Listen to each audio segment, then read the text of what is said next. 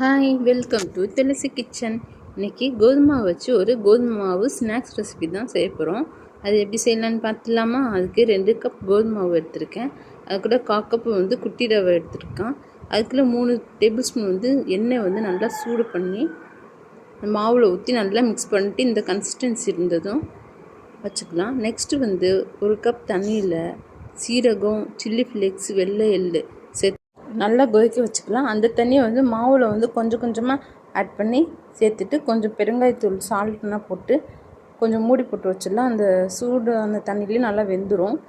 Next மாவு ஒரு சின்ன உருண்டையாக எடுத்துகிட்டு சப்பாத்தி கட்டில் நல்லா மெலிசாக தேய்ச்சிக்கிட்டு இந்த மாதிரி ஹோல்ட் பண்ணி இந்த ஷேப்புக்கு நான் எடுத்திருக்கேன். உங்களுக்கு எந்த ஷேப் வேணுமோ அது மாதிரி எடுத்துகிட்டு சூடான எண்ணெயில் மீடியம் ஃப்ளேமில் வச்சு 2 சைடும் நல்லா ஃப்ரை பண்ணி எடுத்துக்கலாம்.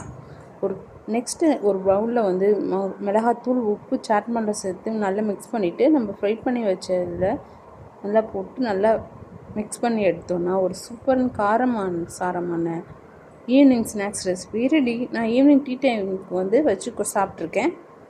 2 ரெசிபி உங்களுக்கு பிடிச்சிருந்தா நீங்களும் செஞ்சு பார்த்துட்டு சாப்பிட்டு பாருங்கள். நெக்ஸ்ட் ஒரு ரெசிபியோட சந்திக்கிறேன். பாய்.